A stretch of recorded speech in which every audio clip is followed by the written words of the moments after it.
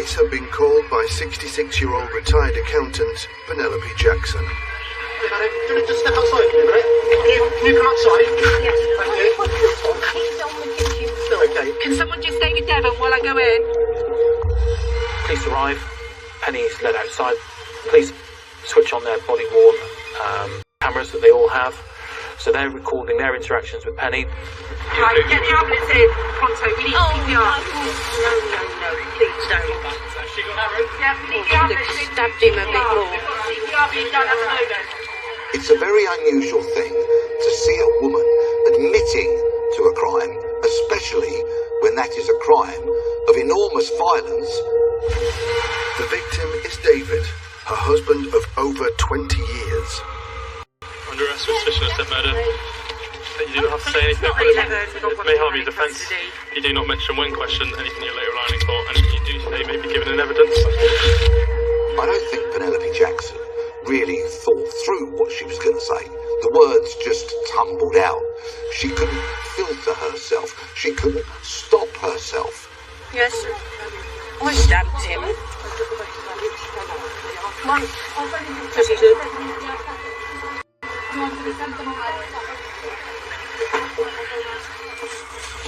He's an aggressive bully and nasty, and I've had enough.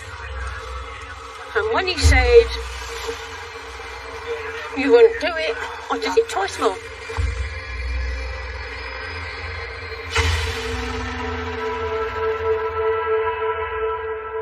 Penny fell in love with David. I think they probably both like to drink. They're both fun lovers. Both like having a good time. She was good looking. Obviously there was an attraction there. Penelope Jackson met Lieutenant Colonel David Jackson when they both worked at Army Training Regiment Grantham, a military base in Lincolnshire. I think they had a good match in as much as they did both love entertaining. Penny was gregarious, yeah, she was an extrovert, and David was a bit more quiet. She liked to entertain. She was like life and soul. She was interesting, she was knowledgeable. She got a personality that you listen to. But other than that, I didn't know much about her own life. They must have fell in love. But this affair is not a simple midlife romance. Penelope's in a very difficult situation. She's living in this very transient world that is the military. It's also a very masculine world, and so she's probably feeling quite isolated, quite ostracised. And at this time she finds out she's pregnant. And so that's got to create a really difficult situation, because Penelope and David, they were actually also both married to other people at the time. They were just so shocked and disappointed with David in a way, but I love my brother, and especially as Penny was having a baby. Obviously David doing the right thing, stood by Penny and married. It was a turbulent time for the family. They're both adults, so they knew exactly what they were doing. You have to accept it, these things happen, and that's what we accepted it for what it was. And their little girl was born, Isabel. We loved her, she's such a pretty baby. Beautiful child. They were happy, and we thought, that's it now.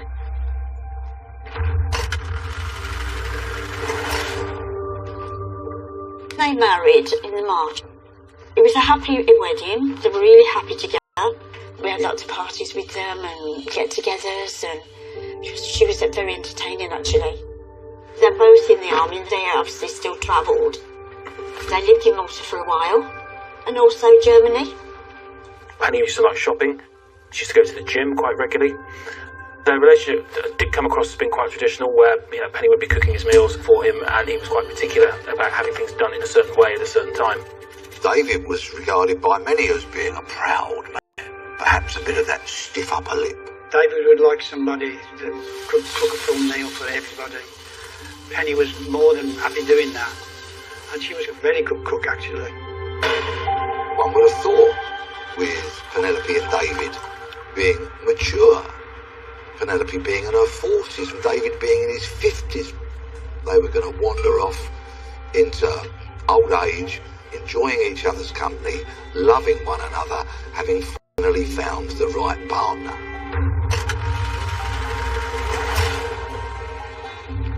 We had devastating news about Gavin. It was all a terrible time for all of us, you know, the way it happened. Gavin was the 29-year-old son of David and his first wife. Gavin was married.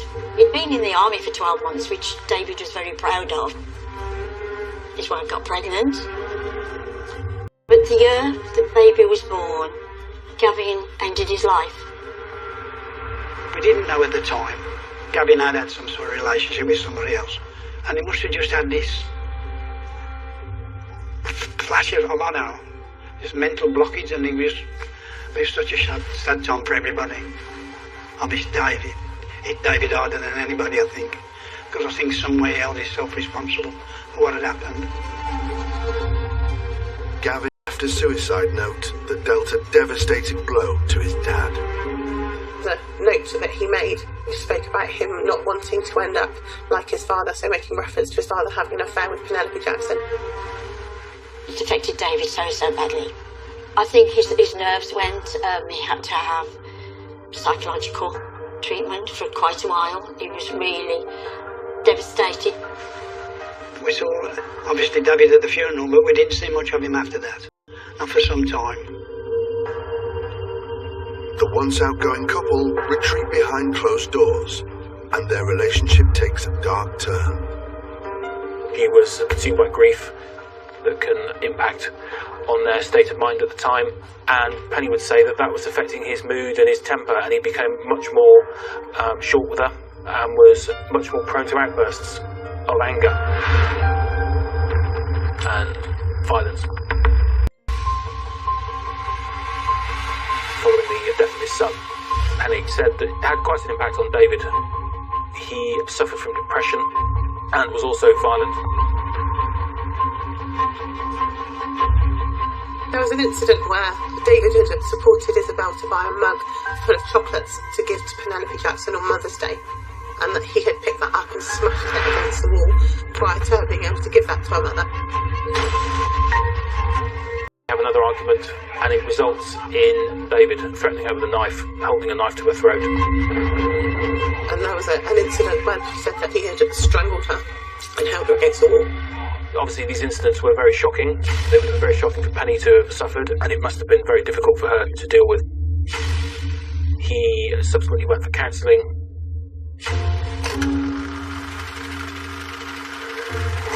In an attempt to put the past behind them, David retires from the army, and the couple buy a dream property in the French countryside.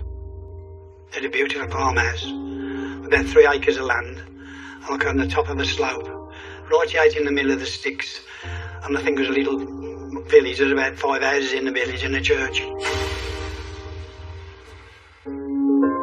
Eventually, David would ask us to go over, and sometimes he'd even pay our fare. They had a wonderful life. Lots of friends, lots of entertaining, and eventually David seemed happy, and you wouldn't guess there was anything wrong. David said one day, "You know, Jen, we might split up." David reveals that the idyllic life the couple have in France wasn't as picture perfect as it seems, as Penny wants to return home. It wasn't enough for her mind. She'd do gardening and cooking, but she wanted to excel with her career as an accountant. And I said, "How do you feel?" He said, "Jen, I am more than angry."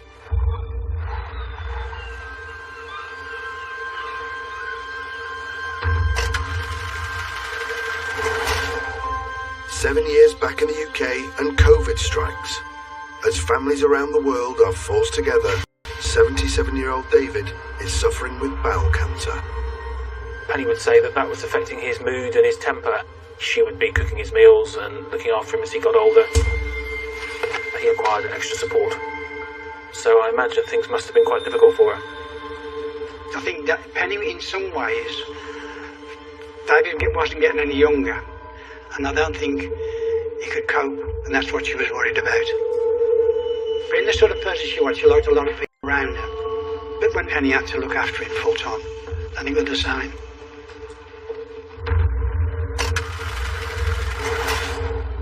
put in a very intense situation. It was COVID, they couldn't leave, and this is when we start to see an escalation. David started it by arguing with Penny about the television, about the remote control, and her inability to find the right program that he wanted to watch. People will have arguments over the most minor things, which 99% of the time will just get brushed off. But, you know, obviously something escalated. She followed him round the house with a camera, filming him losing his temper. And when he walked into the conservatory, she locked the door. David's locked in a room, unable to get out. You know, he was an old man, he was 77 at that point, and probably feeling really frustrated, upset. He is very angry. He's lashing out and trying to break out of the conservatory. She's then recording him. Now, you could say that she's locked him in there and she's recording it as evidence because she's scared of David getting out and harming her. Or you could say that she was trying to provoke him. By filming somebody who is in distress, somebody that you're supposed to love and care about, filming them, it shows a complete lack of empathy, that lack of ability to recognise someone else's distress. This is now a violent, very volatile marriage. It's dangerous. It suggests that Penelope is scared of David, but simultaneously that she is confident in standing up to him. In an effort to set himself free, he picks up a poker and starts smashing his way out of the conservatory. So it's pretty dramatic, it's escalated a lot in a short space of time, and not surprisingly, the police turn up. Escalation in domestic violence can be a very, very dangerous and worrying thing. Tragically, we've seen far too many cases where the police have attended to minor argument, but so often these cases escalate.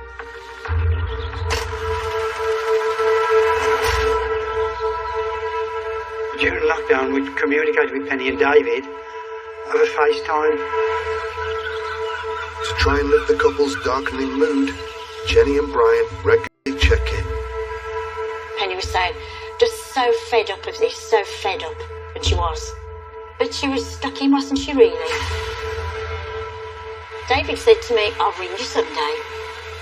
And that would be like the 14th of February. That's what his last words, I'll ring you on Sunday, Jen, as normal. And obviously it didn't happen, did it?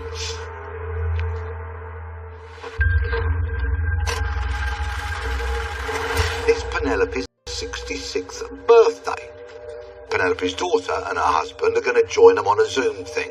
So it's kind of like dinner party by Zoom. Isabel had bought a gourmet meal for her mother and David to share, and there had been an altercation, some tension. Penny had produced some bub and squig as an addition to the meal that her daughter had provided for them. And David felt embarrassed by this, that she thought that that meal that their daughter had provided for them wasn't enough. And bickering started. David walked away to diffuse it. They quickly changed the subject and carried on with the meal. And then suddenly the iPad went dead, battery was flat. And they couldn't find the charging cable, so that was the end of the meal really, and the end of the family get-together, because they couldn't charge the iPad up. Penelope messages her daughter and she says, if it all goes tits up, I love you to the ends of the earth.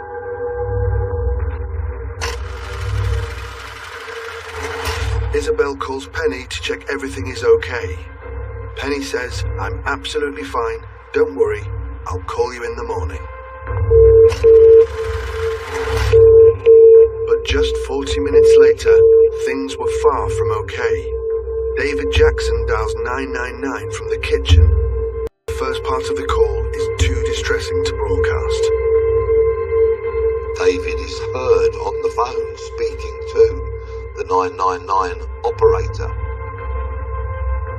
He tells the operator that his wife has stabbed him in the chest. And it's during this call that Penelope stabs him 2 more times. David can be heard screaming out for help. David's head must have been filled with fear and terror. His life slowly ebbed away. It must have been horrendous for him. Perhaps he even knew that he was dying. And are you with him now? Well, I might just go and stab him again, but... Alright, do not stab him again. Why? Okay, so just listen to my voice. Okay? Stay on the line with me. I am competent. Okay. Penny was very matter of fact, very calm, very softly spoken. She tells the call handler that she's mentally fine. She didn't come across as being manic or hyper. Are you with the patient now? Well, I'm in the lounge and in the kitchen bleeding to death with any luck. Penelope does not sound to me like someone in shock. She's reveling in what she's done. She's pleased with what she's done. You're not paid enough to be with me. It's not fair. Okay, well, ultimately, madam, I'm listening to your voice and you're the help I have available, so we need to help him, okay? No, I'm not. This is a person that she's been with for 28 years. She's going against what she's being advised to do, to help him, to potentially save his life. She is the only person at the scene that can help. All right, madam, how many times have you stabbed him? I did the one. You did the once? And then, instead I will do it again, so I did it 4 times. It's possibly a trauma response. Everyone reacts to trauma very differently. Whether she intended to do it or not, you're still going to be shocked by what you're seeing in front of you. And lots of people can try and cope with that trauma in lots of different ways, but including trying to make the situation more light-hearted, even if it might seem impossible. She is just responding in the moment. It feels very off the cuff and very raw. So in total, how many times? 3 times. 3 times, okay. I thought I'd get his heart. Well, I haven't got one. And then twice in the abdomen. That suggests that she knows exactly that what she's done is heinous and awful. It also, I think, suggests that Penelope fundamentally believes that she has done the right thing. When officers received that initial call to go to this house and they heard what was happening, their primary thoughts were, save this man's life. Hey, madam, do you want to just step outside for me a minute? Can you come outside? Yes, thank you. And of course, it was an unusual scenario because as they arrive, out of the house comes this woman who is confessing to what she's done. I admit it all. All right.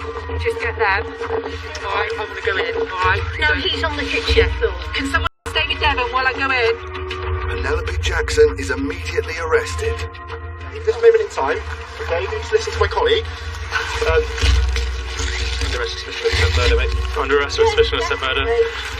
You do not have to say anything. It may harm your defence. You do not mention when questioned anything you're later relying for, and you do say may be given in evidence. Just bear with me 2 seconds. In there. You alright? With any luck, it'll be too late. And he's very matter of fact. She seems more concerned about having her coat on than the welfare of her husband. Can I get my coat? Right, get the ambulance in. Pronto, we need CPR. No, please don't. Yeah, we need the ambulance in. Stabbed him a bit more. CPR being done at the moment.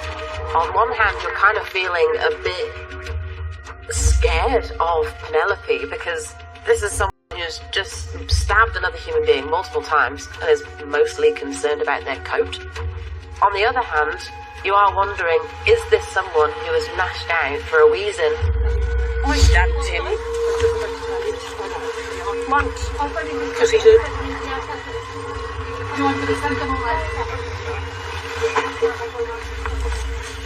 He's an aggressive bully and nasty, and I had enough. And when he said, you wouldn't do it, I did it twice more. Penelope specifically says that David was an aggressive, nasty bully. So I think it suggests to me that there was a lot of significant toxic issues in this relationship. She's trying to claim that's the reason that she's attacked him. Coats in. What colour's your go coat? in the front. Yeah. Grey wardrobe. Okay, it might be a while, alright, but I'll try and get... There's obviously a lot going on. Okay. Oh, with any luck, it'll be too late. Penelope, my advice is don't talk about it now, okay? No, I have no intention of not agreeing to what I've done. Okay. I know what I've done. All right. And I know why I've done it. And if I haven't done it properly, I'm really annoyed. Despite the paramedics' best efforts, Really great, get COVID on the top of this. the Jacksons' bungalow is declared a crime scene. Then the investigation really kicks in. The homicide detectives have to start investigating the background, of course, of David the victim, of Penelope who's arrested, and gather all that evidence. Crime scenes very often give up their secrets, with the entire house forensically examined. A filleting knife with an 8-inch blade was recovered on the kitchen floor that clearly was the murder weapon. And on the kitchen worktop, police recover a handwritten note from Penelope. The handwriting looks quite neat for somebody who's just killed their husband. There's no blood or marks on there. There's punctuation. It looks fairly legible. At the top of the page says self-defence, confession, underlined. To whom it may concern. I have taken so much abuse over the years. Look at my records in Hereford, Germany. But he was a good daddy, ! However the mask slipped tonight, was unforgivable. I accept my punishment. May he rot in hell. Is she thinking about potential defences? She's talking about self-defence. She's talking about lessening her culpability for David's death. What's important, though, is trying to work out when this letter was written, because that can have very different inferences. So, if Penelope wrote the letter after she's already stabbed David, that could potentially mean that she's accepted that she is caught, and she is writing out her side of the story. Or it could be that this happens before stabbing David. That highlights that there was significant intent for his murder. Was she thinking about things ahead of stabbing him and planning to attack him? If you were just writing the note explaining what had happened, almost certainly traumatised by what's happened, why would you be thinking about whether this equaled self-defence as a potential mitigating factor of the murder? Penelope's note adds a whole new perspective onto David's death. She's immediately taken into interview. It is, of course, the right of any arrested person to say nothing during interview. And Penny did exactly that.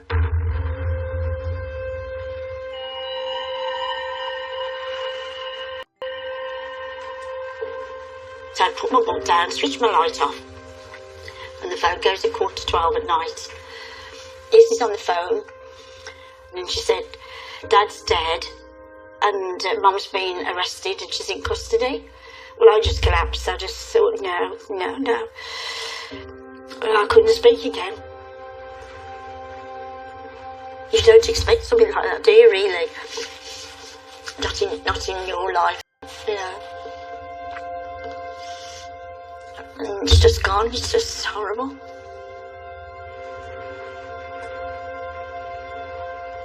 We talked about it, Brian and I, and cried.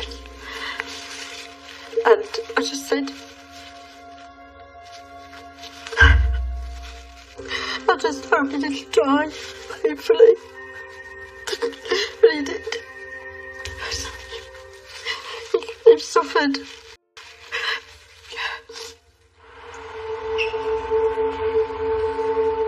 Penelope's note confesses that she stabbed her husband because of his violent behaviour towards her.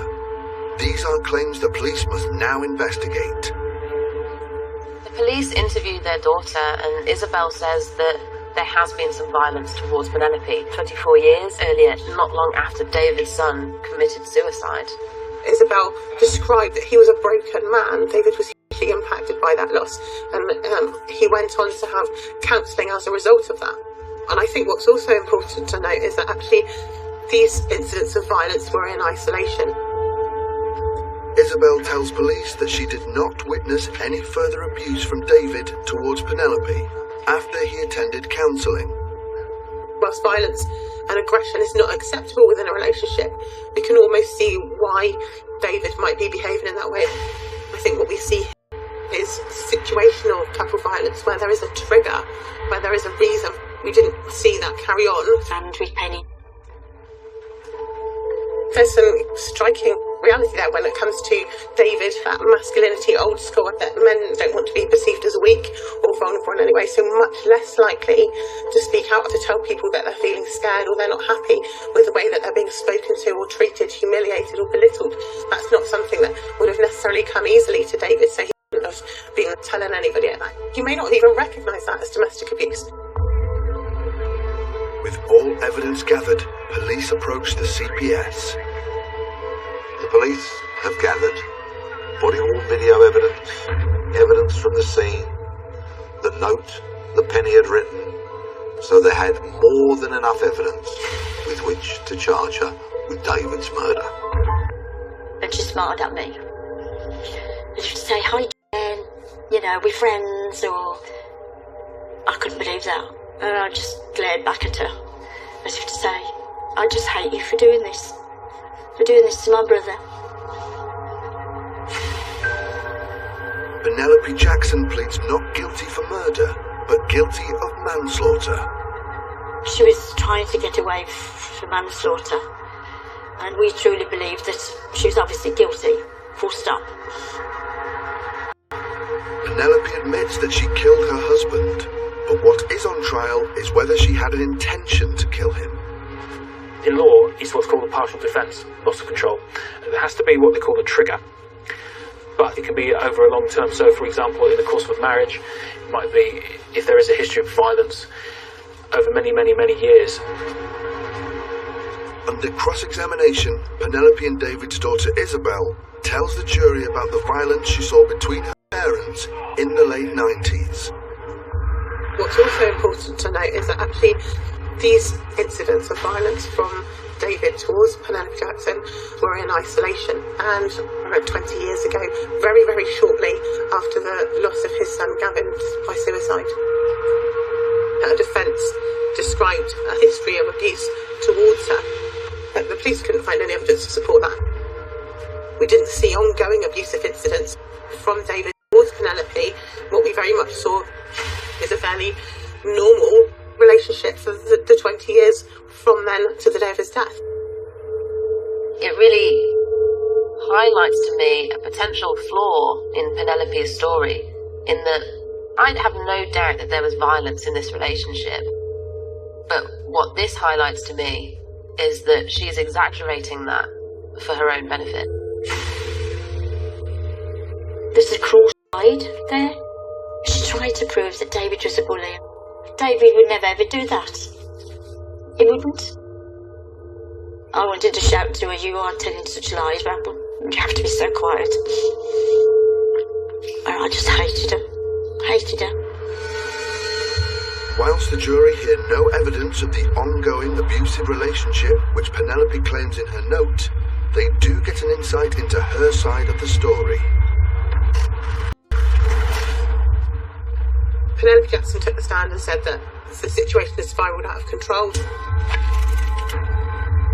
On the night of the murder, there had been an altercation, and Penelope left the dining room and went up to the spare room with a knife. She told the jury that she intended to kill herself. She took a knife to bed with her, and she put it under her pillow. And she was thinking about things. She was sat there stewing and getting angrier and angrier. So she decided she'd confront David in his bedroom about that night and how awful he'd been, about his behaviour, and how embarrassed she felt. She told David that she intended to use this knife, to take her own life, and then she said that she'd questioned that, and actually she decided that it was going to be him that lost his life that night. Penelope tells the courtroom it was at this moment David said she wouldn't stab him. So she she did. I was absolutely gobsmacked to think, how could she do that? I couldn't believe it, really. I just couldn't believe it. Well, I couldn't believe it was Penny saying the words. We didn't know anything about that. I don't know. I never can believe it. With devastating injuries, David made his way downstairs to call 999.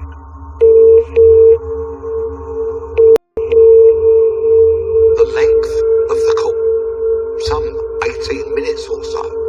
Part of that is so horrific, so graphic, that it has never been released.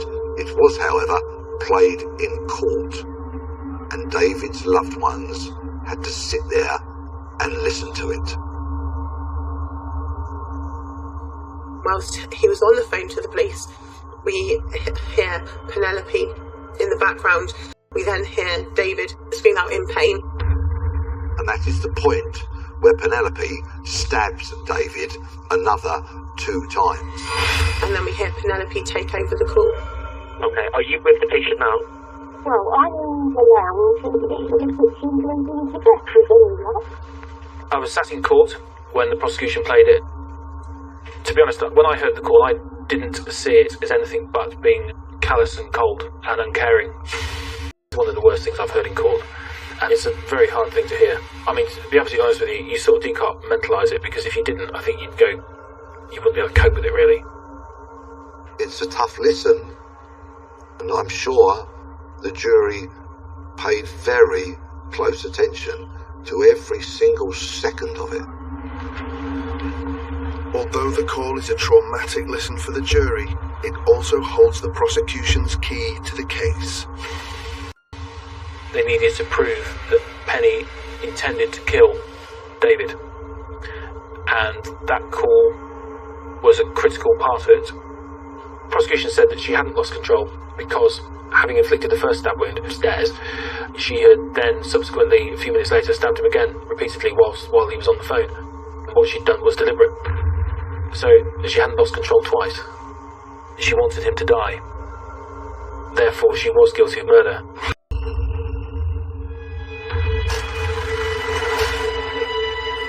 The trial concludes, and the jury retire. The jury had a decision to make. Was there an intent? Was there a loss of control? Had Penny been the victim of prolonged domestic abuse at the hands of her husband over many years? After 11 hours, they return. The call came through that she's been found guilty. And I just cried. I'm so glad she's got what she deserves, and she has. But I also thought at the time, what a terrible waste.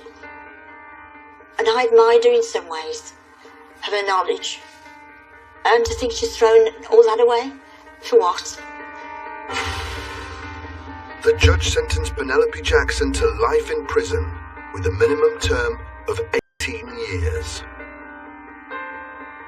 In the judge's sentencing remarks, he made it clear that he believed it was premeditated, that she'd intended to kill him. Ultimately, he rejected Penny's claims. He commented on the fact that David's family would always have to live with having to hear what Penny said about him in her trial, and how she sought to tarnish his name. So I think she was very much relying on that kind of gendered assumption that he was a victim and he was a perpetrator, that domestic abuse doesn't happen to men.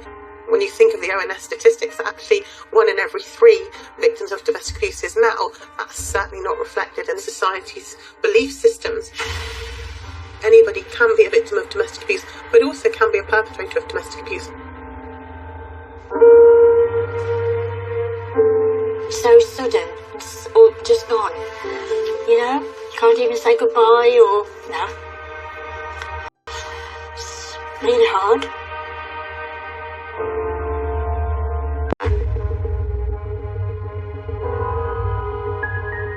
Alan Morgan found his wife's body in the back storeroom of their shop when he and their 2 children returned from the cinema on Thursday night.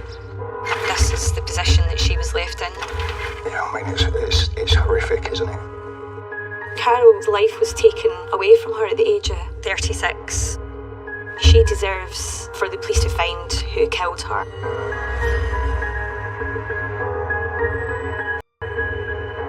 Carol should still be alive today and enjoying her children and her grandchildren, and somebody's robbed that of her. In over 40 years of investigative work, nobody had been charged with Carol's murder.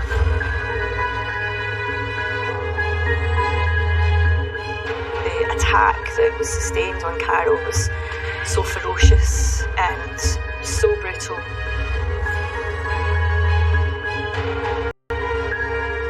We're investigating the murder that happened at the shop back in 1981. Everyone that loved her deserves to know what happened to Carol. The tragic element of this case is simply that it's not been solved.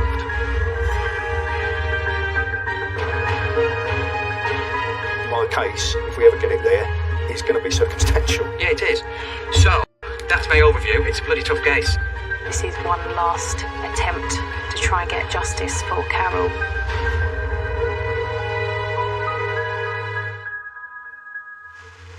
The scene of our offence is 61 Finch Crescent in Linslade. Carol was alone in the store at the time of the attack as her husband Alan and her two children Dean and Jane were out at the cinema.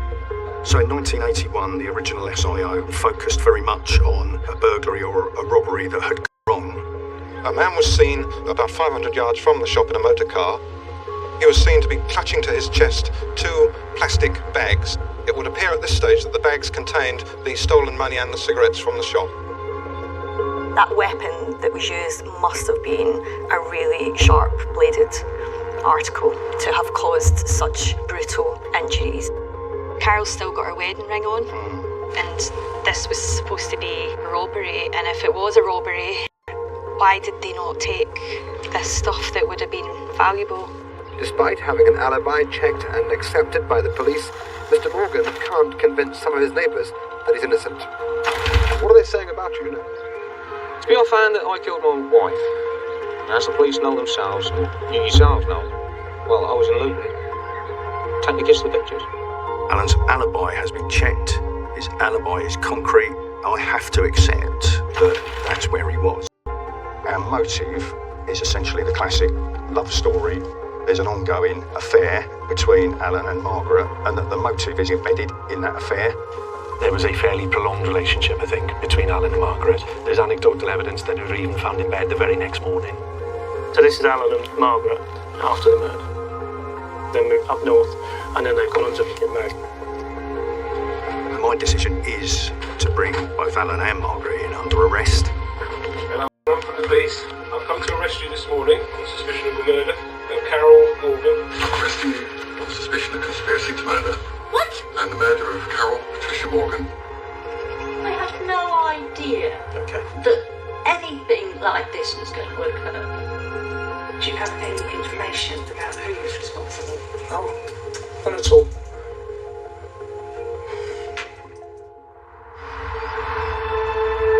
Police are appealing for anyone with information, no matter how small, to get in touch and speak to the dedicated incident room. Alan and Margaret have been released from police custody under investigation. It can be frustrating when you have to release suspects whilst the investigation continues, but particularly in the most serious of cases, we don't give up. There's been comprehensive media strategy which involved witness appeals, and as a consequence of that, a new witness has come forward with new evidence, potentially undermining Alan Morgan's alibi. We're scheduled for a 2-hour briefing today because there is lots and lots to go through. I'm going to hand over to Lindsay if you want to take us through all of the significant developments since we last met, please. In terms of witnesses, we had a guy call into the incident room a couple of weeks ago, Michael Merrin, who lived in Leighton Buzzard at the time of the murder. Essentially, he has said that his brother sent him a message after Christmas with a picture of the poster from Linslade about the murder and said, "What do you think about this?" He's had to think about it and has made contact with us, and I've spoken to him, and he is saying that he was a regular at the shop. He knew Alan and Carol to talk to. He spoke to Alan on a regular basis about football and cars. He knew Alan's car by sight, and he knew Alan well enough to obviously have conversations regularly. On the evening of the 13th of August 1981, took the turn around the roundabout towards Leighton Buzzard, and I see Alan Morgan on the other side of the road. 1, 2, 3 seconds, and he drove past in that direction, heading towards Finch Crescent. And I obviously carried on home. A couple of days later, when the local paper came out, it stated that she died on the Thursday evening, and that the police weren't interested in Alan Morgan because he was at the cinema. And I turned to my mum and I said, well, that can't be right. I saw him on Thursday evening when we were driving back from the railway station at around 7:15. And my mum said to me, well, do you think you should go and tell the police that? And I said, I don't know, what do you think? And she said, well, if you're sure that you saw him. I said, Mum, I definitely saw him. So I made arrangements to go to Leighton Buzzard Police Station, and I told them what I'd seen, and they said, thank you very much for coming in, but at this moment in time, we've ruled Mr. Morgan out of our inquiry because he was at the cinema in Luton at that point in time. And that was, for me, the end of it. I know what my 18-year-old self saw, and I 100% am convinced, have always been convinced, that what I saw that night was Alan Morgan in his car. Clearly what we need to investigate and explore is whether we can prove or corroborate that information, because if Alan has come back to Linslade, then clearly that presents him the opportunity to murder Carol. So we made arrests in November of last year. Wherever they could rely upon, I can't remember that, that's what they did. I see. So the National Crime Agency have a number of specialists who I can ask for objective and independent advice that I can consider as part of my decision-making process. What I would say is that Alan was always considered to have an established alibi. He had taken the children to the cinema to a double bill, which we think would have run for about 4 hours. Mm-hmm. They were at the cinema 4 hours and Dad was sat next to him all the time? No. There is doubt around, Okay. or there is the possibility that he could have done anything within that time, okay. and his alibi is nailed on. Oh, great. And then that is called into question, because as recently as this year, a witness has come forward as a result of all of our media activity. There's a chap by the name of Michael Merrin. Yeah. He specifically says he sees Alan Morgan travelling back into Linslade in his car on the night of the murder. Now, I've got the team searching the 7,000 documents that we've got, but we just can't find any reference to Merrin or anything that Merrin may have provided to the original investigation team. This for me is a domestic homicide.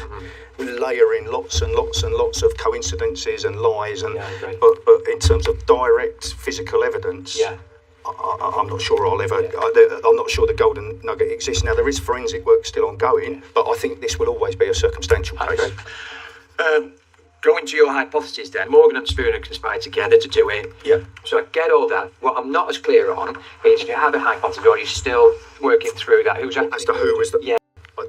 I haven't. Okay. I can't sit here. To this day, I'm not sure. I think either of them could have done. Yeah. I think they could have paid someone to do it. I really don't know. My case, if we ever get it there, it's going to be circumstantial. Yeah, it is. So, it's a bloody tough case, isn't it? Let's be honest on where it is. I concur with what your hypotheses are. The issue for me is how we get there, of course. And that's always the challenge, isn't it, you know? I am Sian Saunders, Senior Crown Prosecutor in the Complex Casework Unit of the Crown Prosecution Service. My job is to decide whether or not there's a realistic prospect of conviction in a case and whether it's in the public interest to prosecute that case. This is an incredibly interesting case, but it's also going to be a very, very difficult case because witnesses may be dead and witnesses may not remember. So we are relying on an investigation that happened over 40 years ago, so it's going to be a very difficult case to prosecute.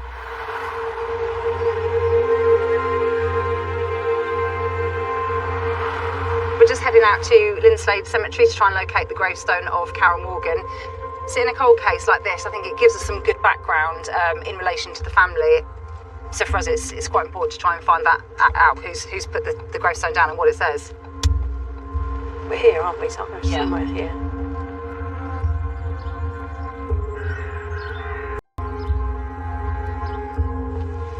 No idea where this is going to be. I'm assuming we're looking for something a lot older. Yeah, some of these look new and cared for. This one? The open book. Here we go. Cherished memories of our beloved daughter Carol, forever in our thoughts. And then the other side of the book is blank. No mention of her being a mum or a wife. Or a surname. No. It's awful. Poor Carol.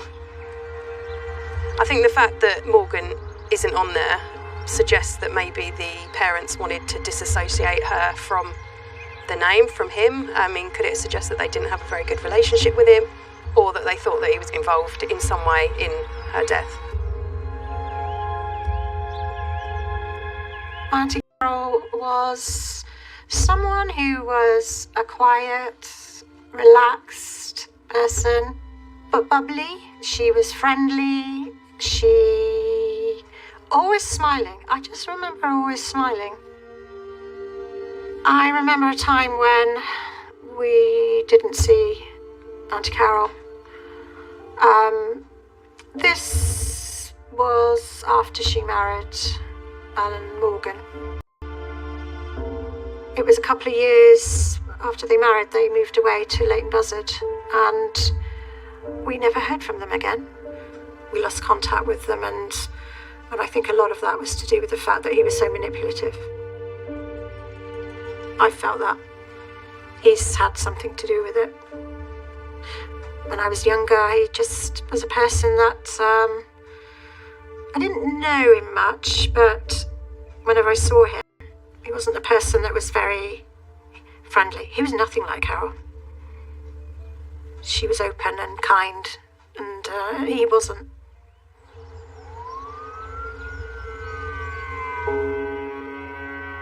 The investigation has stalled somewhat during the pandemic. So we recently reviewed all of the original witnesses who provided statements to the investigation back in 1981. There were a number of those witnesses that we hadn't been able to trace, hadn't been able to catch up with. And in the last week or so, we've been able to trace one of those witnesses who's provided significant information to the investigation. This was somebody that lived locally, somebody who was a child, i.e. under 18 years old at the time of the offence, and who not only knew our suspect, but also knew Carol Lowry. And I think at this stage, that's as much as I'm prepared to say. Obviously, when a witness contacts us, we have to have some conversation with them to ascertain what it is that they've got to say, what is their account. In this particular instance, the evidence that this individual started to talk about was so significant and so key and critical to our case that the officer deliberately stopped that conversation and said, I can't talk to you about this in any depth. We asked them to stop talking, and we asked them to wait until we're in a position to go and sit down with them and capture the entire account for the first time as much as possible on camera. And as we speak at this moment in time, those officers are with that witness and securing her account. Yes, massive, absolutely massive development for the investigation.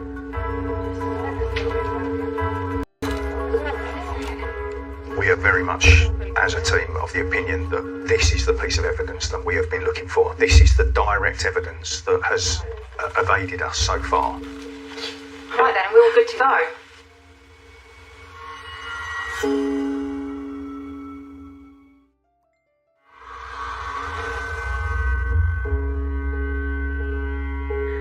Okay, and what do you think happened? What do I think happened? I think she had a fight. And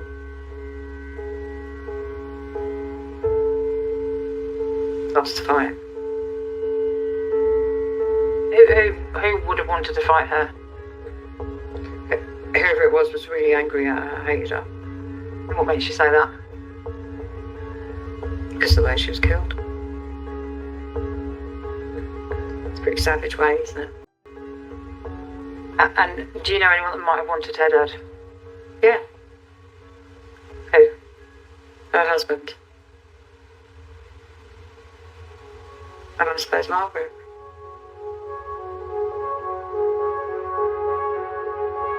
When I was 14, I got expelled from school, and Margaret was assigned as my tutor from the age of 14 to 16. I was in a pretty bad place. I was really, really struggling. And Margaret really helped with that. So I could talk about, you know, the sort of stuff you wouldn't talk to your mum or your dad about. You know. And yeah, she saved my life in some ways. I came to really admire Margaret and to respect her a lot, and I grew fond of her. It was at least 3 months before the murder. It could have been longer. I went to a pub called the Dolphin, which no longer exists in Lane Buzzard. I met both of them there, and it wasn't just a casual thing. It was arranged by Margaret, and I could really understand why. It led to a conversation about, well, I'd quite like Carol dead from Alan, and then them talking about various ways and ruling them out, like the insulin. Then there was a car accident, and there was like, neither one of them knew enough about car mechanics to be able to do that. And what about the children? They could be in the car, etc. Looking at it through my adult eyes now, you know, why did it take you 42 years to speak up? But it's not as straightforward as that. It's like, I was a 17-year-old mixed up kid who didn't really know which way was up and had more than enough of her own problems. I found out that Carol had died. Margaret phoned me and told me. I was absolutely freaked out. And she was very keen to say, don't talk to anyone. She kept saying he didn't do it. And I kept saying, yeah, but I don't believe he didn't do it. You might believe that, but I don't believe that. I think he's capable of it. And he hated her. You know he hated her. And now I'm confused. Now I'm really frightened now. Because the one person I never considered that could have done it is her. In a million years. I never asked myself that. I never asked her that. I never questioned it. I totally 100% trusted that she was a good person. She wouldn't dream of doing that. She saved my life, you know. She'd been so good to me. She would never hurt anyone. And I don't know anymore whether I'm right. And it's killing me.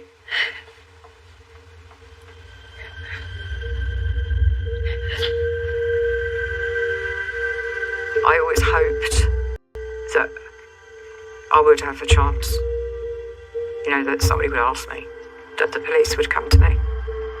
And I was pleased and relieved when my mum said, the police were here, came to me and they want to speak to you. And I was like, hallelujah.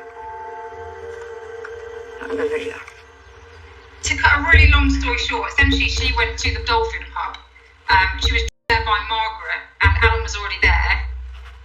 They discussed that he hated Carol, he didn't want her in his life, and how could they get rid of her? There was a discussion around, if we did get rid of her, maybe we could do it with insulin. Then they discussed, well, maybe we could set up a car crash. And then they sort of said, well, actually, maybe we could get someone else to help. Looking back now as an adult, she now thinks they were trying to involve her in a conspiracy, and she was so frightened that she left the pub. Margaret then came after her and said, oh, what are you worried about? It's only a joke, he's not going to do anything.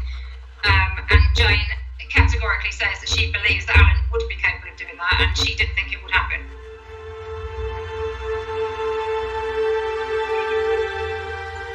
this is a huge step forward. This is the first time we've heard this direct evidence, so that absolutely supports the need to bring them in under arrest, and along with everything else, put this evidence to them. There's confirmation of a conspiracy, and there's direct evidence of overhearing that conspiracy being discussed.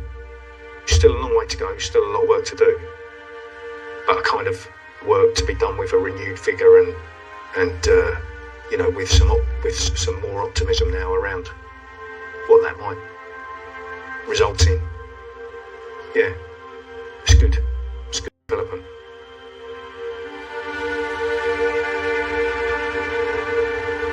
We are in a different position this time round. I accept that first arrest, you could almost say, was almost like a bit of a fact find, really. And I think, if I'm being honest, we were in a position where they had the upper hand, as did their legal representation. And we're down in Brighton, and I think everything was kind of stacked against us. I see it very differently this time round. No, we're not down the road to Brighton. You're coming back to Bedfordshire, which is where the murder was committed. This is a murder. This is a murder investigation, not some sweets that have been nicked off a shelf in your local co-op store. So you're going to come back to Bedfordshire, and we're going to deal with you in Bedfordshire. Straight away, we are dictating this is what's happening. We are in control of this. This is our investigation, and we are running it. And it feels different this time, I think, too. Well, now we've got something to put to it. Yeah, one of those being Jane. So, we've got things to talk about. Detectives investigating the death of a woman near Leighton Buzzard nearly 40 years ago have arrested 2 people on suspicion of murder. What can you tell me about Jane Bunting? No comment. Can you tell me a bit more about the relationship between you and Jane? No comment. So, Jane says that you were being quite open about the fact you wanted to get out of your marriage. Okay. Did you? Did you want to get out of your marriage? You never know what to expect when you go into an interview. We prepare for all eventualities. We prepare for people to say nothing, exercise their right to go no comment. But if someone is innocent, particularly of a murder, and they have played no part in the murder, one would expect them to be honest, transparent, detailed, and try and help you, particularly if it's your wife or someone that you love, and care about. So she said some of the suggestions that you'd come out with were that you could use your insulin to kill her. Have you ever thought about doing that? No. That you could stage a car accident. Have you ever thought about doing that? No. You both then began to discuss various ways about killing Carol, about what if Carol had a car accident. Is this jogging any memories? No. Margaret? No. One of the things that you said is, I'd quite like... Alleged to have said. Well, this is what I'm trying to get to the bottom of. Okay. Did you say I said it. Okay. I'm alleged to have said it, but don't comment. I did not. You did not? Okay, just tell me that then, if you didn't. I'd quite like my wife gone. No. You didn't say that, or you did say that? I didn't say that. Oh, I don't know. You don't know if you said it? No comment. Do you remember that you asked Jane not to talk to the police about this conversation in the pub? No. Did you ask her not to mention to the police? I don't recall the conversation at all. One of the things that Jane said to you in regards to about killing someone, that she could never do that. And then you replied, and she said it was as cold as ice, I could.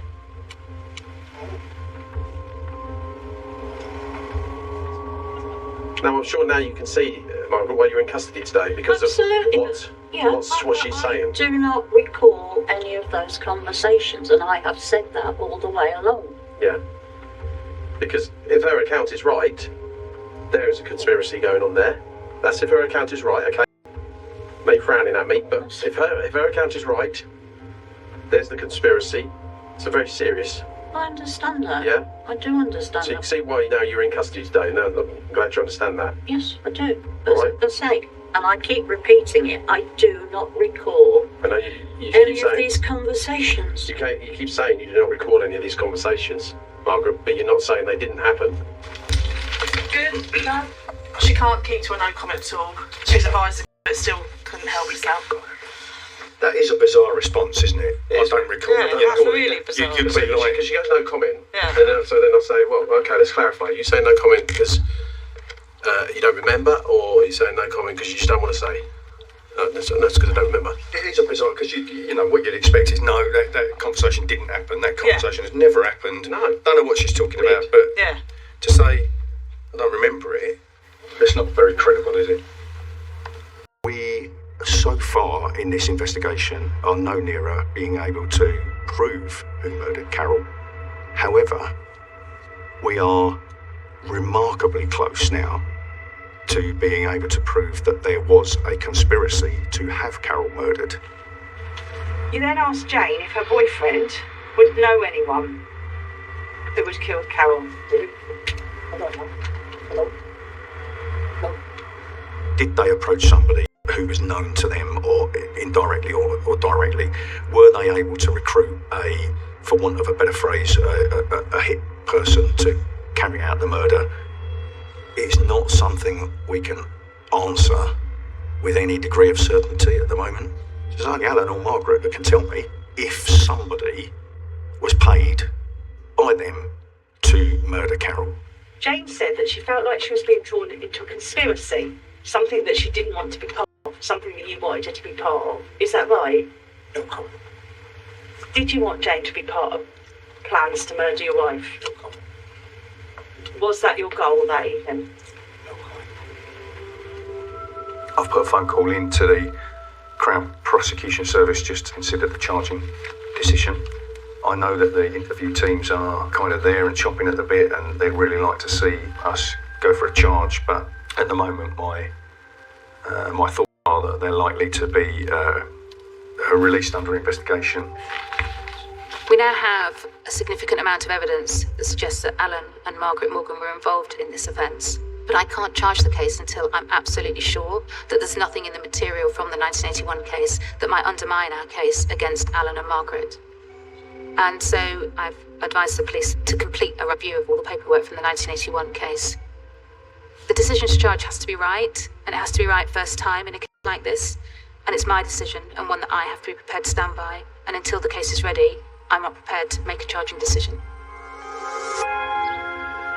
A man and a woman in their 70s arrested in connection with the death of a woman near Leighton Buzzard nearly 40 years ago have been released under investigation. The body of 36... Police say while no one has ever been charged, they remain committed to finding out the truth for Carol's family.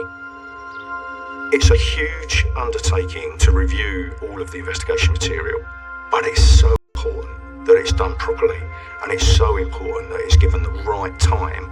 It can make or break your case.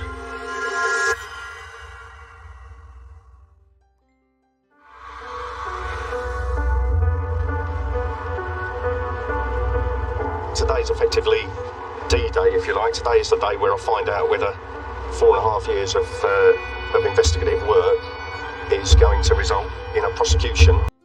So this is us having a conference with CPS and Council now that they're in receipt of our full evidential case, and asking, okay, are we going to prosecute this? Are you going to give me a charging decision? Are we going to court?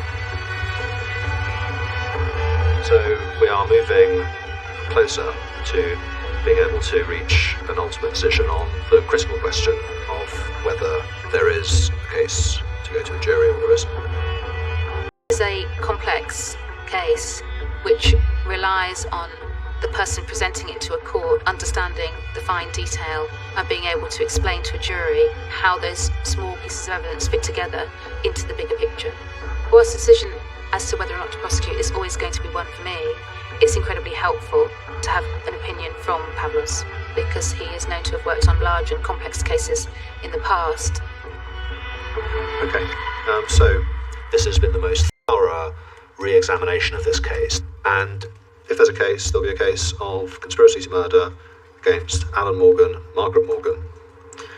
And if there's a case to charge, the against them both, I think everyone will agree that there is more evidence in relation to Alan than there is in relation to Margaret, albeit that she's inextricably linked, given her close relationship with Alan Morgan.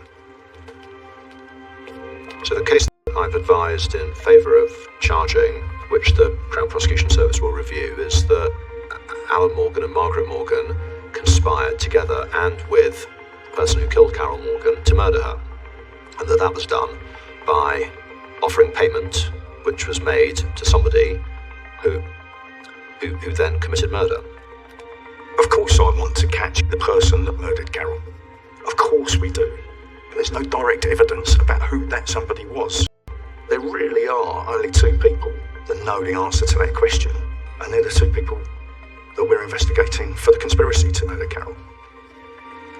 In order to prove a conspiracy, we only have to prove that there was an agreement to kill. So in this case, we would be alleging that Alan and Margaret found somebody and paid them to kill Carol. Busy. But come on in and meet the team.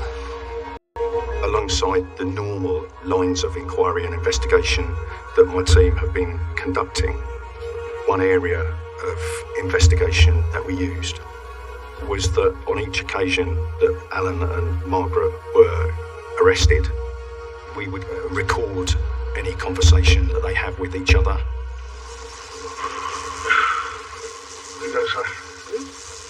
I need to wait. What's that window, sir? We don't know, sir. We don't know anything. There's some pictures.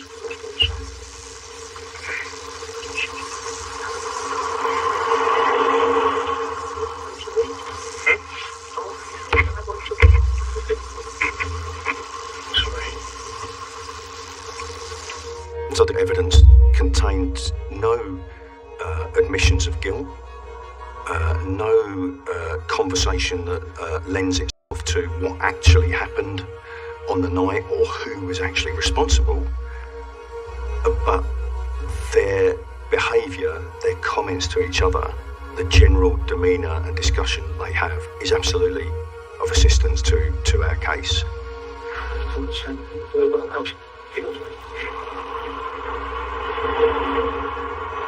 Alan says to Margaret, I don't want to say anything because they might have.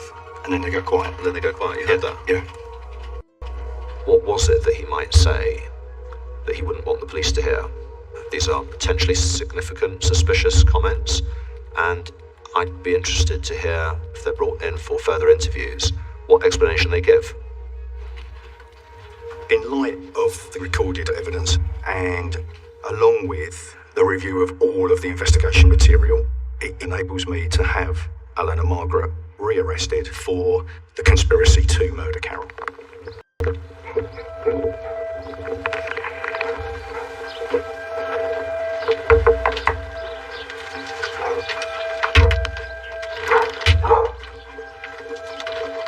Morning, Margaret. Yep. Oh, Winnie, you're right. Is Alan here as well? Oh, yeah, hello. Can we come in, please? Yep. Thank you. Is he up? No. Oh, okay. Winnie, come on, get. Just gonna come up. It's the police. Alan, right, I need you to listen to me, okay? Following your previous arrests and release, okay, a number of inquiries have been conducted over a period of time. As a result of those inquiries, I'm now arresting you on suspicion of conspiracy to murder Carol Patricia Morgan on or before the Thursday, the 13th of August, 1981. So I'm arresting you on suspicion of conspiracy to murder. Okay. And that is the murder of Carol Patricia Morgan on or before the Thursday, the 13th of August, 1981. Right. Okay. So the plan today is that yourself and your wife are going to come with us. We're going to go to Bedfordshire Police Headquarters, where you're going to be interviewed throughout the day. Okay? And then decisions will be made thereafter. So I need you to get yourself dressed and ready to go, please. I'm sorry.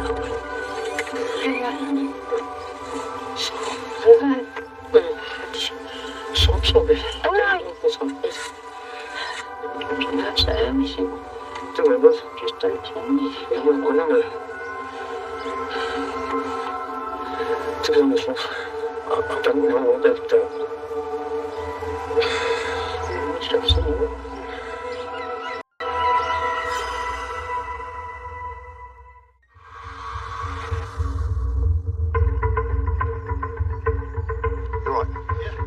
Our suspects were arrested this morning.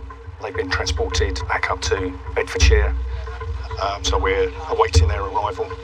I just need to check in with the team, see what's happened, what I need to be aware of, and make sure that everything's running as it should be. This will be the final stage of our investigation, and the fact that our lawyer, Charles Saunders, from the Crown Prosecution Service is present here with us is very encouraging. On the basis of the material I have already and the review of all the material that's been undertaken, I'm almost in a position where I can make a charging decision. The police have now gathered this evidence from the recordings, and it's really important that I understand Alan and Margaret's view and explanation of that recording before I make a charging decision. So this is a conversation between you and Alan on the 27th of November, so when you were first arrested. So it's difficult to hear, but you shush there and whisper something outside of the To win, probably. That sounded like. From the point of view it looks from me, this looks very suspicious. Is there anything you about it? But I know I'm laughing. Is there anything? No comment. Well, tell me why I'm getting that wrong. No comment. You lower your voice for that part when you're shushing him, and you whisper something to him deliberately so we can't hear, and then you raise your voice back up again, either side saying I need a wee. So we can't hear what you're saying. As I have said before, on every occasion, I am absolutely nothing to do with it. So, why would an innocent person do that? Why would you shoot someone who's trying to get the story straight for the police? Why not protest your innocence? She started with I need a wee, and then finished with I'm going to say I need a wee. No comment. To cover the shushing and then whispering in the middle. No comment. Why is it you find this funny? I'm going to say something here. No, you don't have to. I am. Have you ever been in this situation that I'm in now? Thankfully not. Right. Not sure if you wouldn't like it. Right. It doesn't matter what I say. We agree on that. All right? Yeah. Whatever I say, yeah, or whatever you say. The problem is you're not saying anything else. No. I'm trying. Well, you're just going no comment. No, I know I'm not saying no comment because I'm frightened of what you're going to do. Even if what we're doing is trying to get your. No, you're not. You're trying to incriminate me in doing whatever. How? I don't know. Not a way, because we're not trying to just have a break. Okay. The only people that have benefited from Carol's death are you and Alan, Margaret. Nobody else. How many times do I have to keep saying I have had nothing to do with this? The only person that can benefit from this is you and Margaret, and which is exactly what happened. She moved in a short while later. You played happy families and moved away a couple of months later. The shop was sold up and bought and paid for, and then you went on to buy another shop, and everything was fine after that. Is there anything you want to tell us? No comment.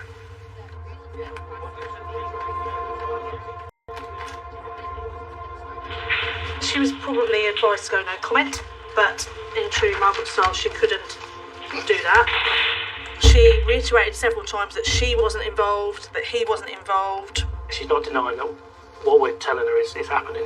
She just said, I don't remember the conversation, I don't know why I would do that. I said, do you agree that what we've read out is what's been played to you? And she's like, yeah, that's definitely me shushing, that's definitely him doing what you're saying, but I just don't remember the conversation, I don't know why I would do that, but we're totally innocent. That's all the way through, we're totally innocent. However, if I was a third person, I'd think the same as you. No, if you're innocent, you know you're innocent. You protest your innocence, and you have nothing to hide. You're not worried about anybody recording you.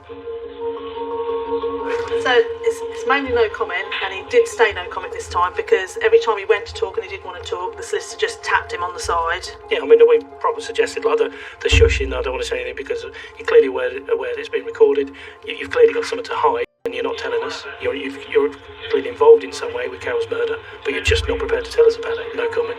So I was like, well, that speaks for itself.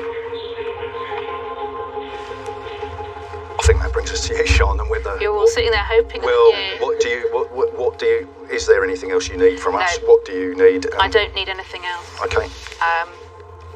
So I think I've got it all, and I don't think that anything that they've said today changes anything that we've previously discussed or thought about for the last 5 years. I think we're happy that there's nothing in there that's going to catch us out, which is the most important thing. Nothing at trial that's suddenly going to come out that we don't know about.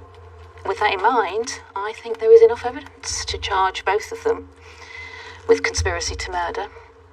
Excellent. And I just need to finish off the advice. It's pretty much done, and I will be able to hit the button. To finally get to that point where an independent decision maker is saying, yeah, we're going to charge, the evidence is sufficient to charge, it's a huge relief, but it's also a great deal of satisfaction.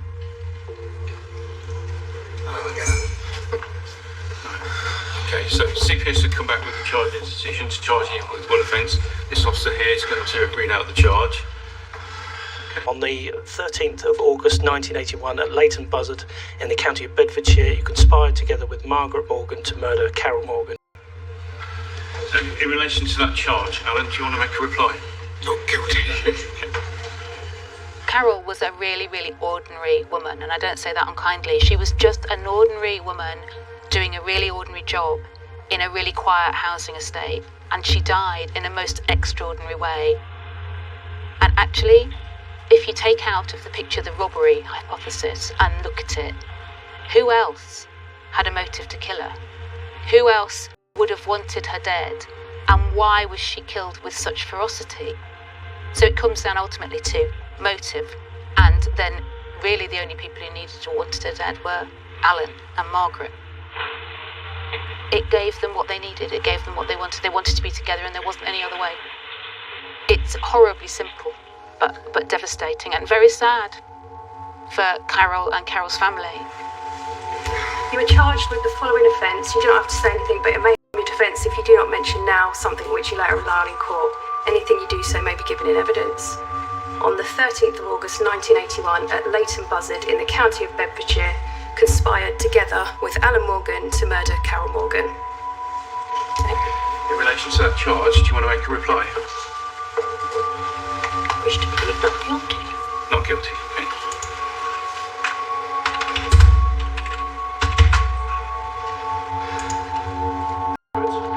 Yeah, I did Alan, and then she did, Kelly did Margaret.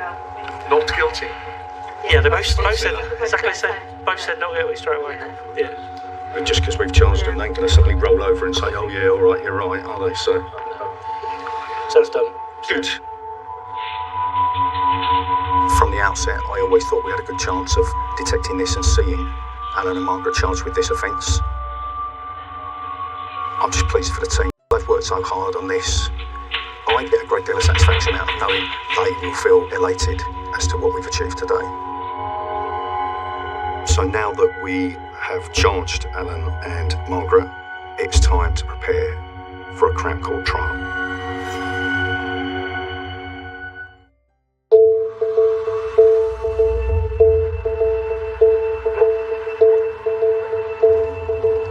So today is our first day of trial at Luton Crown Court.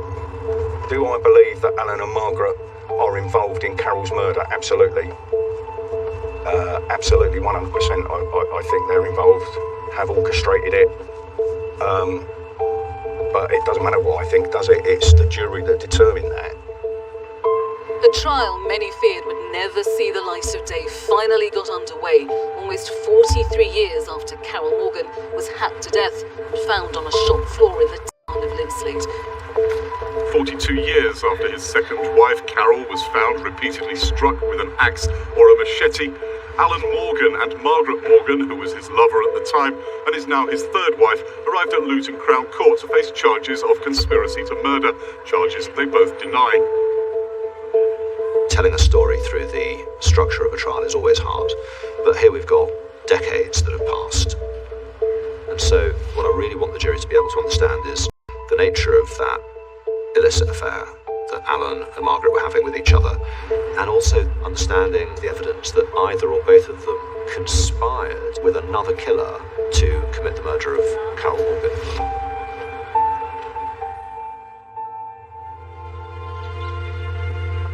Jurors in the trial of a couple accused of conspiracy to murder have retired to consider their verdict. The couple, who are in their 70s, have been on trial at Luton Crown Court for the past 8 weeks. The jury are in their room, deliberating. We have no idea. The whole process is sacrosanct, locked down. Only they know what they're talking about. It could still go one of two ways. The worst possible outcome, I think, for everyone would be a hung jury, because I'm fairly confident we would go again if that panned out.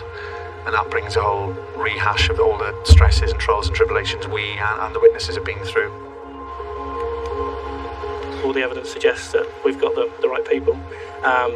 So I think if it comes back as not guilty, that'll be the end of it. There won't be any.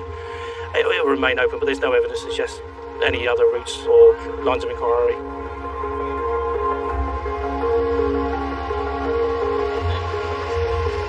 It's a nerve-wracking time for everyone involved, but obviously this is the summation of years of work for us. So it's a bit, you just don't know what's going to happen, so it's just a waiting game, really. Everything is at stake. Everything's at stake. This has been a 6-year journey for me. It's been a 43-year journey for justice for Carol Morgan and Carol Morgan's family. So everything's at stake. It's the first time anybody's been charged, stood trial in relation to Carol's murder. So the outcome of this is really significant.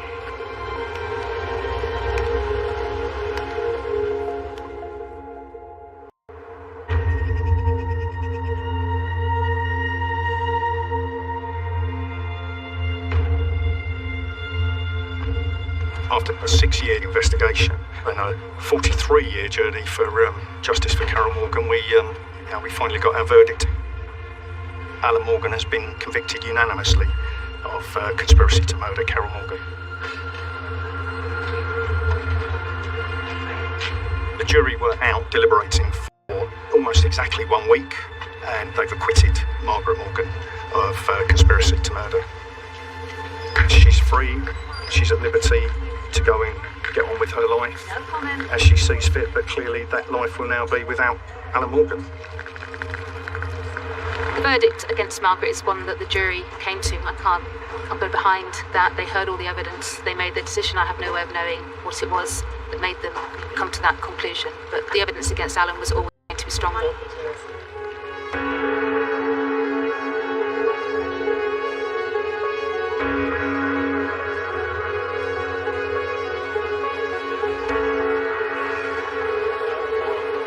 Alan Morgan, you fall to be sentenced for conspiracy to murder your wife, Carol Morgan, who was savagely killed on the 13th of August 1981. Only one person knows the identity of the murderer, and that is you, Mr. Morgan. That is the secret which you have harboured for the last 40 years. The law has now caught up with you, and you must pay due punishment for your part in this crime. There's only one truly wicked person who's been in this court, and that is you, Alan Morgan. For conspiracy to murder, I sentence you to imprisonment for life. Taking into account the aggravating and mitigating factors to which I have referred, the minimum term to be served shall be 22 years. You may be taken down.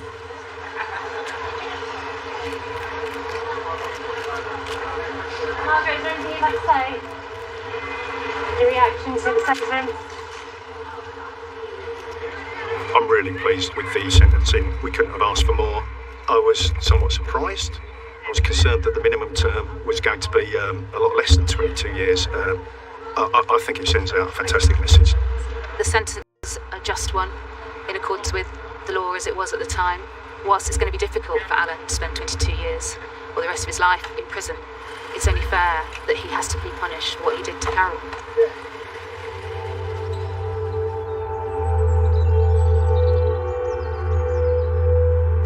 And Carol's life was taken away. So suddenly. So shockingly. She didn't deserve any of this, and she should be living her life to the full. Carol has missed out on seeing her children grow into adulthood, seeing them have successful lives, seeing them become parents and becoming a grandparent. She has been robbed of all of that. I'm obviously pleased with the conviction of Alan. However, our efforts to bring anybody else who has played a part in this conspiracy to justice will continue. Because I think we owe Carol that.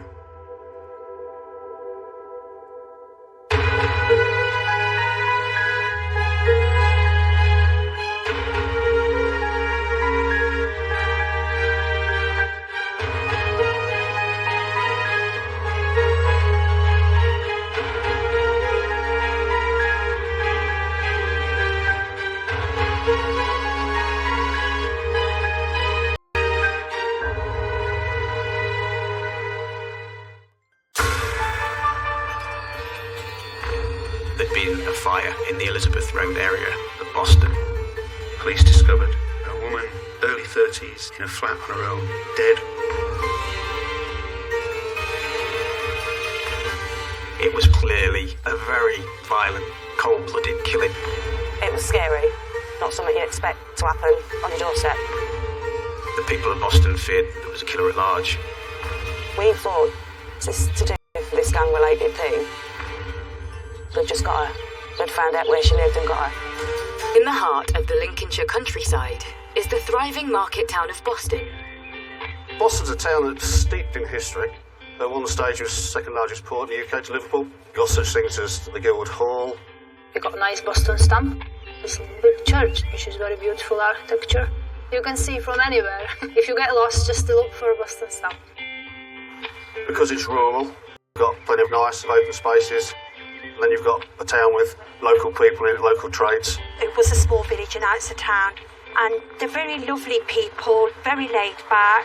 They have a very Bostonian humour about them. Anybody that comes past, it's always good morning. It's not like city life where they just ignore each other. Like, we sat on the doorstep having a cup of tea. An old woman or someone comes past, you're like, all right, good morning. Yeah, you don't know him from Adam, but you just say good morning. Yeah. With its surrounding farmland, Boston has long been a draw for those looking for work. Boston is essentially the vegetable breadbasket of the United Kingdom. About a third of the fresh fruit and vegetable comes from that area in the whole of the UK. Farmers need, packhouses need, X amount of casual labour. Boston doesn't hold that amount of casual labour, so that labour has to come in from elsewhere. And that's always been the case all the way back.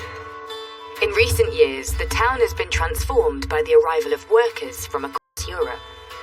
Boston's changed incredibly over the last 20 years with the migration from the European Union. It's had the highest amount of migration for anywhere in the country. The first wave came from Portugal, but gradually as more Eastern European countries came into the EU, it was predominantly Baltic states, Lithuania, Latvia, and then Poland, and latterly Bulgaria and Romania. Many European people here. There's lots of factory and field work, jobs around, many cabbages. That's where you got sprung for Christmas. So, we are not that bad. 33-year-old Marina Urte moved to Boston in 2007 to start a new life for herself. Marina came from Latvia. She found work at a fruit packaging plant, and I think she was fairly popular there and well-liked. She was more crazier than me. Nah, she was a lovely girl. She was beautiful, quite popular. When she started her work, she'd been offered higher position than other people. She was like a leader. She was known as being quite frank and quite honest, and also a hard worker. She wanted jobs done right. She would tell you where to go, what to do and how to do. And if obviously somebody was doing something wrong, she wouldn't be quiet. Quite perfectionist. We were working together in the same factories, and we would go out partying sometimes, but I would say most of our time we would spend at the job. and Marina, we were similar in terms of career progression and temperament and wanting to improve, earn more money and create more comfortable life for us. Marina had settled into Boston, and with a steady job and a new group of friends, she met 33-year-old Gytis Kriskavikas. She met Gytis in 2009. He came from Lithuania. He used to work with us at the factory as well. He was a very nice, intelligent guy, very friendly, very caring. And I just remember that he turned up at our door, taking her out somewhere. They were really happy, they were really in love. And they married quite quickly, I think, in 2010. They have a nice wedding. She have a nice dress, and it was like a fairy tale, like a big love story. They loved each other, and they was really in love and happy. He was flying, and he had all the sparks in his eyes, and Marina, so yeah, they were in love. And it wasn't long before Marina and Gytis decided to start a family together. In November 2010, Marina gave birth to their baby daughter. She was very good mommy. She adored her little girl. She was always calling her little princess. Always. Gytis likewise was also a good husband and a good dad. They were a normal, happy family. Sadly, the relationship between Marina and Gytis didn't last. But they both agreed to raise their daughter together whilst living separately. And as Marina continued to impress at her job, she began to think big for her future. She was always taking care of flowers, and she always dreamed to have some little shop with many different kinds, and she would sell them for special occasions like weddings or big birthdays. But in the summer of 2016, everything changes when one of Marina's neighbours calls an emergency engineer, believing there's been a gas leak.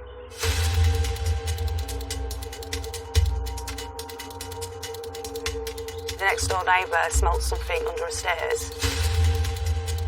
But when the engineer arrives, he suspects the smell is coming from Marina's flat and looks through her letterbox.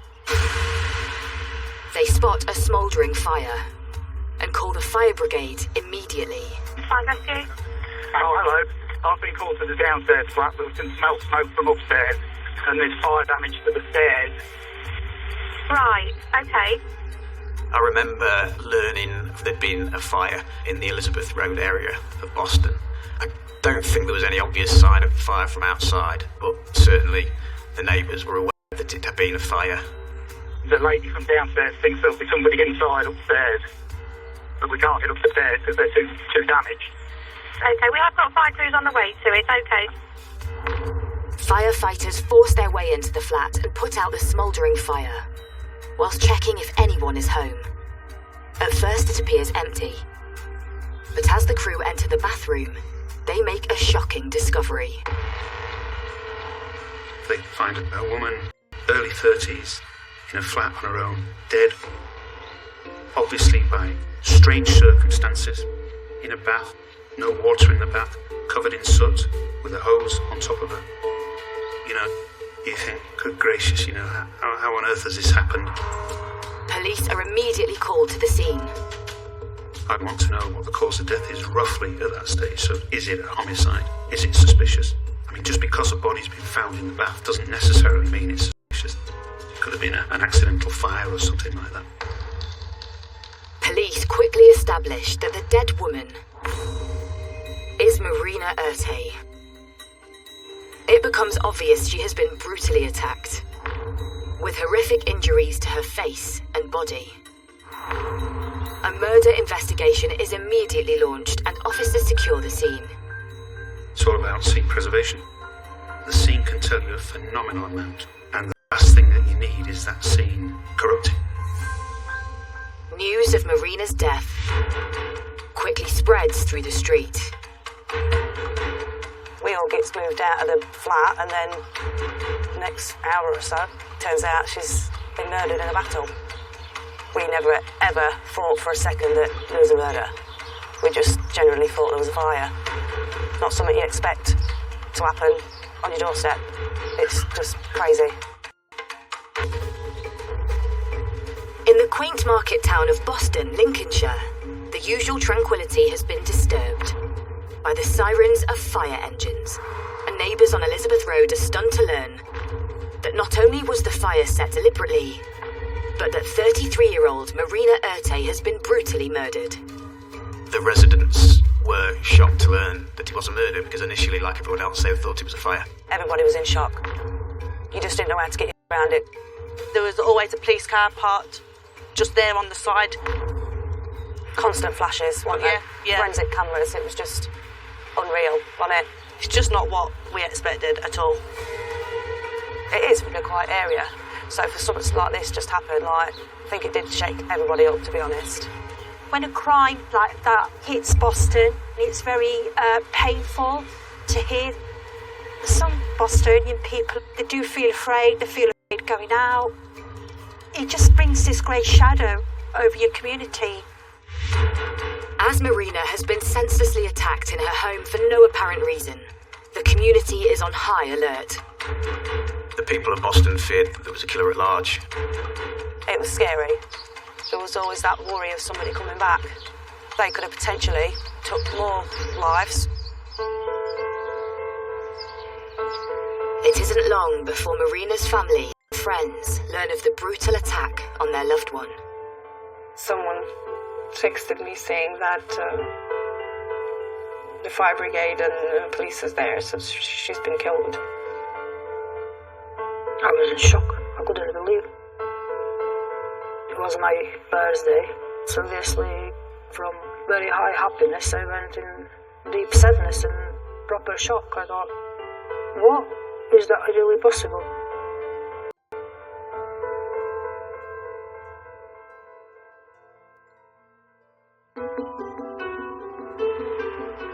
With a murder investigation underway, police need to establish a timeline of Marina's last known movements. There's all sorts of inquiries that need to be made. We would have people immediately looking for CCTV in the area. We'd have people very, very quickly knocking on doors to find out who's been seen in the area, who hasn't. We need to find out when this happened, because that's the starting point, isn't it? When was she last seen, and who was she last seen by? Also, where she worked, who she would normally work with, and when should she have been in at work last? Officers speak to Marina's colleagues at the fruit packing factory where she worked and narrow the time frame on her last known movements. Police discovered Marina hadn't turned in for work 5 o'clock that morning. So clearly, whatever had happened before that time, and that's absolutely key part of the investigation. Back at the scene, police and fire experts examine the cause of the fire and quickly establish it had been purposely set after Marina had died. The early forensic evidence showed that a fire had been set in the flat, but it didn't take properly, so the house wasn't badly damaged by fire. The fire didn't really take, I think it was just slow burning. But if they've done a good job on the fire, it just took this whole block. That was scary. With the fire having been set after the attack, detectives speculate whether Marina's killer had tried to destroy evidence at the scene. They won't have known if they left any forensic evidence there. They won't have known if they left any fingerprints there. They won't have known for sure that someone didn't see them, either going or coming back. Forensic experts are called in. They need to examine the scene to find any clues that might point to Marina's attacker. When we got there, it was obvious that I wasn't able to do my job. The reason I couldn't do it is because the fire that was started on the stairs had produced a certain excessive amount of soot throughout the flat. And the whole flat was covered in a thin layer of soot, which meant you couldn't see the blood. So at that point, after a brief look around, and we did locate some bloodstains, but it was obvious that the extent of that was much more than what we could see. We decided to go home and have a team of people come in and de-soot the scene, and then was to go back after that process has been done. Forensics must wait until the thick layer of soot is meticulously cleared before they can work. But detectives do manage to question Marina's ex-husband, Gitas. He says he hasn't seen her, but reveals some information which leads investigators to look deeper into Marina's personal life. And they uncover some disturbing connections to some violent people. Following the ending of her relationship with Gitas in 2015, she'd formed a new relationship. And it was quickly discovered that she had been involved in a very recent trial at Lincoln Crown Court. She had been charged with perverting the course of justice after her new partner was involved in a violent attack on another group of East Europeans. The man in question is 42-year-old Alexandra Kudryasov. Alexander, he worked at the same factory as well. Alexander was involved in what's it called, criminal activity and deviant behaviours and everything. He's got quite a rough background. Police found out that a new boyfriend had recently been sent to prison for 18 years for grievous bodily harm, dreadful attack involving knives. And Marina herself had been acquitted for conspiracy to pervert the course of justice, in providing him with an alibi, only a matter of days before her body was found. Clearly, it was an obvious line of inquiry that her death might be something to do with those circumstances. Police want to know, was Marina's involvement in a gang dispute anything to do with her death?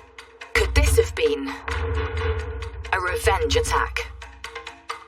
One theory that the police would have been exploring is that maybe one members of the group that were the victims would exact revenge on Marina's partner, and the fact that he'd been convicted and was now out of the way meant that, of course, there was no one to protect Marina at the time.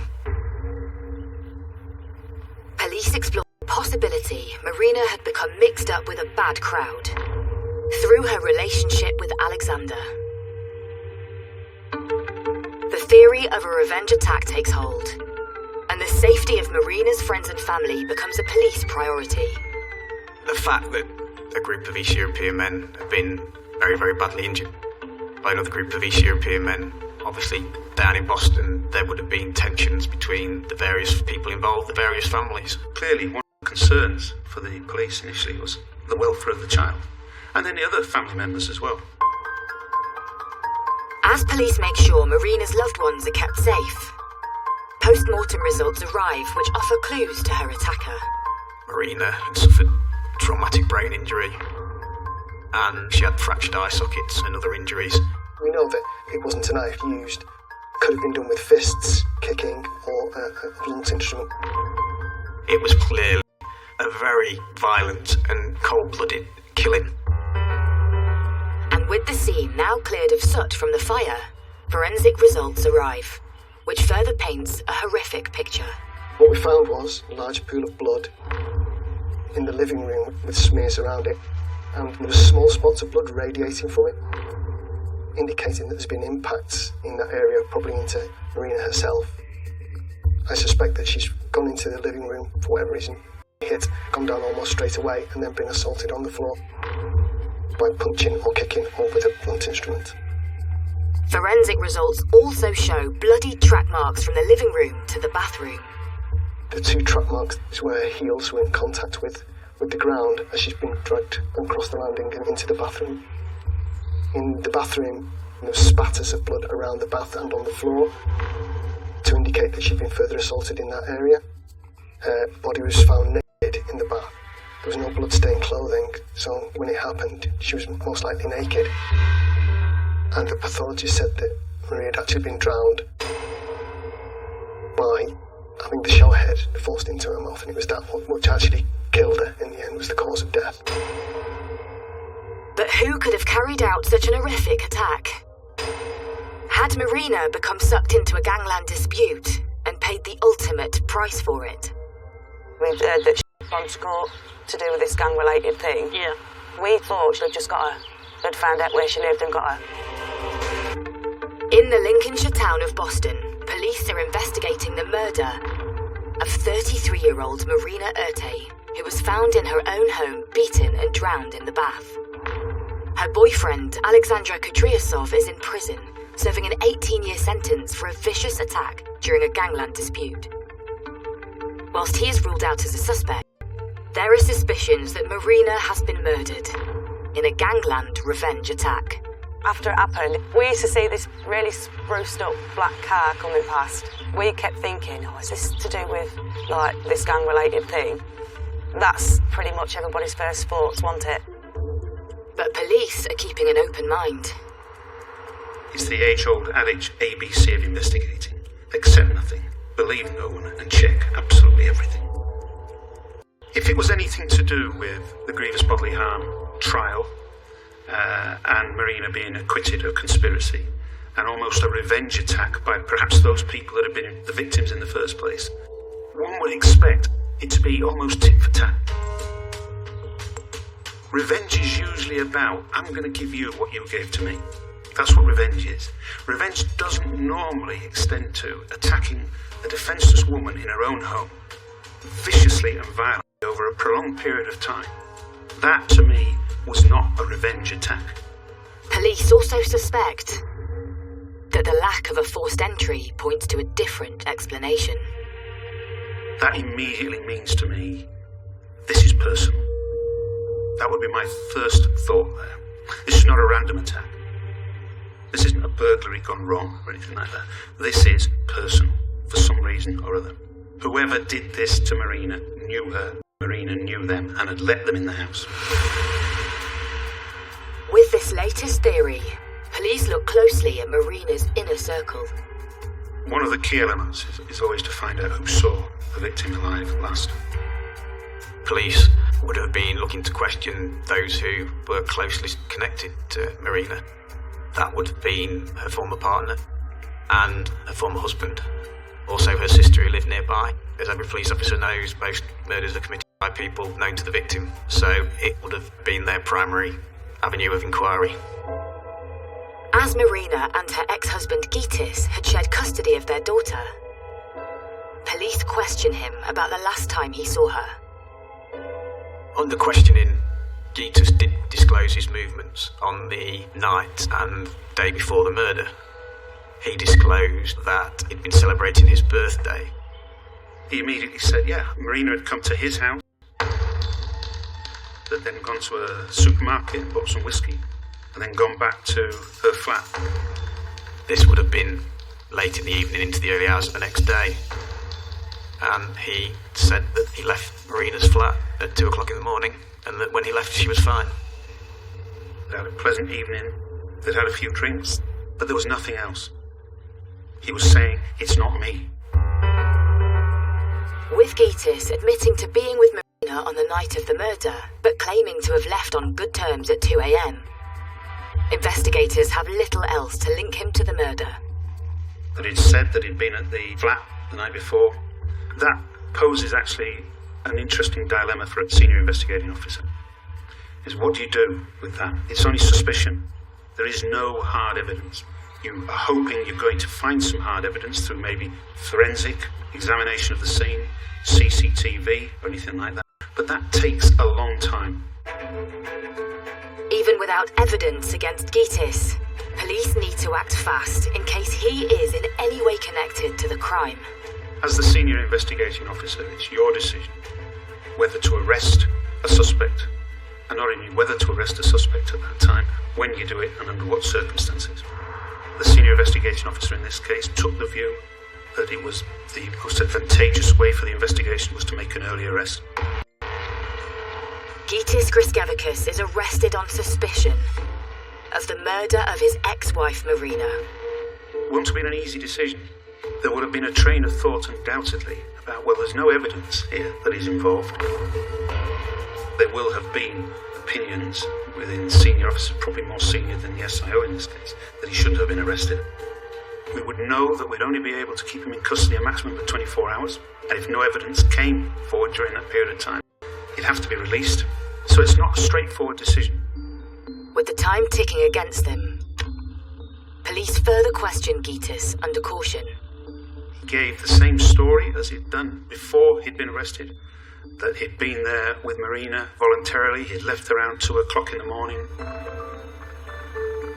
and she was fine when he left her.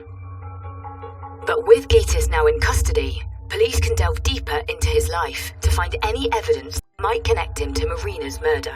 Once we arrest him, the purpose of that is to enable the police to search the house, search his vehicle, search him, examine him for any injuries. On closer examination, officers notice an injury on Gitis's right hand, which he explains was caused by an accident. Despite the suspicious injury and Gitis being the last known person to see Marina alive, the police have no further evidence. And Gitis has been in custody for almost 24 hours. One has to make a decision. Have we got enough evidence here to charge him? Clearly they hadn't. Gitis is released on bail. The news obviously left question marks for people in the area. Was this the man? Had they caught the killer? Or was the perpetrator still at large? Police now move their focus away from Gitis and cast the net wider. They trawl through hours of CCTV across the local area in hopes to find anything that might lead them to Marina's killer. They would have trawled hundreds of hours of CCTV. CCTV examination is an art form. It isn't just a straightforward process. It can take weeks and weeks and weeks to do it methodically. Some of the bigger police forces these days have dedicated teams whose sole job it is to do that. And after hours of examination, police find footage from the early hours of the 20th of May, the day Marina was thought to have been murdered. And it places Gitis back in the frame. They managed to find him on CCTV. The footage shows Gitis running towards Marina's house at 9:30 p.m. Rather than he had claimed, heading there with Marina after a party at his. Then, 2 hours later at 11:30 p.m, Marina and Gitis are seen together at a nearby supermarket. And then, crucially, he is caught on camera returning to his house much later than 2 a.m, the time he told police. So he hadn't left Marina's home at 2 o'clock in the morning and gone straight home. He was seen around 7:30 in the morning, and I believe he got back to his own premises around about 8 o'clock in the morning. So straight away they know he wasn't where he said he was, when he said he was there. The story he gave from the outset was a pack of lies. The CCTV footage disproves Gitis' story and places him near to the scene on the morning of the murder. But the police still need more evidence to strengthen their case. The police would then start thinking, well, how can we bolster this circumstantial evidence? The police then begin to find other pieces of evidence that link him to the murder. A pair of his shorts were found in his washing machine, which he was seen to be wearing on CCTV. And lo and behold, no blood was found on the shorts or anything like that. But the police would then say, well, where's the hoodie that he was wearing? Where's the t-shirt that he was wearing? Where's his footwear? Where are his socks? None of which was ever found. The fact that he couldn't account for that, again, just adds to the circumstantial evidence. Gitis' phone is seized and searched, which raises further suspicion. They found he had inadvertently wiped all the data off his phone. The police believe Gitis deliberately wiped his phone to hide incriminating messages. But with the only evidence being circumstantial, and forensic results from the scene showing no strong link to Gitis being the killer, will it be enough to charge him for murder? Or will the theory of a gang-related revenge attack for the crimes of her boyfriend hold the truth to the killing?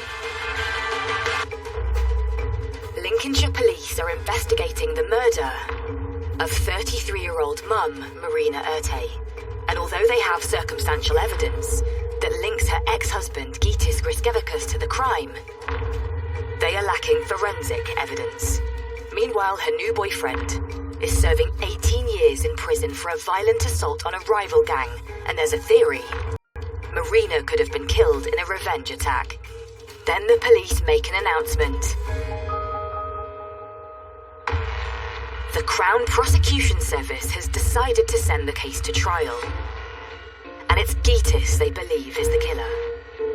Following the CCTV and other pieces of evidence, Gitis was rearrested and charged with the murder.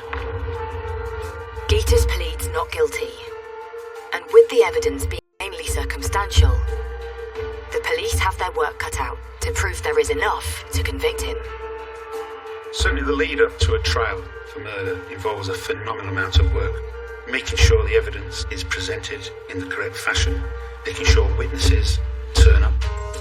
My feeling at the beginning of every murder trial I've been involved in was a fear of being perceived to have let the victim and the victim's family down.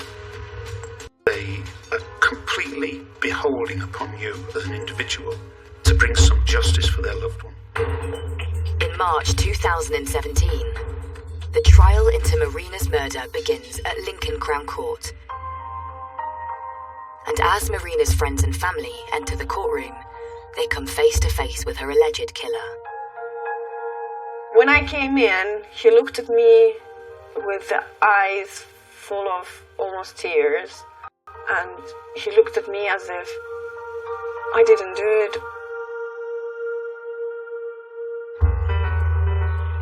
As the trial begins, Marina's close friends reveal to the court details of her relationship with Gitas. I remember she came to me when she was already heavily pregnant, and she was complaining that she's put on so much weight and Gitas is not happy anymore because she's not in the same shape as before. So I did notice that something was off. Why would you judge your wife for being a bit overweight when she's carrying your child? And as time went by, the relationship continued to break down. Then Gitas stopped investing into the family, doing anything around the house. And she would work and she would take all overtimes. So sometimes she would go weeks without a day off. And she would mention to him, maybe you should work more, or maybe you should at least wash the dishes. Then he would turn it back on her and humiliate her in terms of the weight or how she looks. Marina then began to consider a life away from her husband. She said to me that she wants a real man who'd take care of her and she would feel loved and cared for. And in 2015, Marina broke off the relationship. And it wasn't long before she met her new partner, Alexander.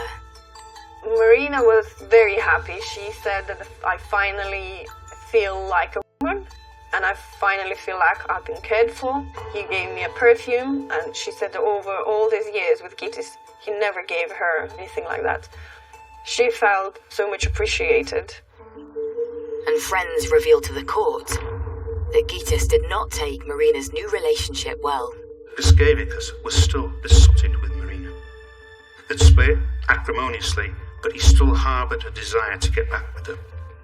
And he hated the fact that she was now with someone else. He was described as being very jealous about the new boyfriend. I met with him a few times on the street, and he said, how could she leave him? Because he's so good in bed. So he was not even thinking about the quality of life. He was raging about if his size is larger than his, how could she swap me for someone else? But when Marina was arrested for perverting the course of justice, Gitas decides to use their daughter as leverage to get her back. When police come up and arrested her, she didn't have a passport, she lost the job, and she didn't have a place to live. She lost everything, and in that moment, he got the girl. She was praying and hoping that everything's gonna work out so she could then finally reunite with her daughter. When she was fully acquitted of any wrongdoing, Marina asked to be reunited with her daughter, but Gitas refused. I told him that he probably ought to allow Marina see the child, at least under the supervision of social workers in the children's center, once a week for a few hours. She's probably missing her mother, and he was absolutely reluctant to do that, and he mentioned that we don't even mention his name in the house. Her girl was not allowed to pronounce her name in front of him. He was sending her nasty messages about the girl, like no money, no honey, asking for money. Then he was taking girl out from the country, which she is supposed not to do, and then posting in a Facebook saying, oh, hello, we are here. That was very nasty. And things only got worse for Marina.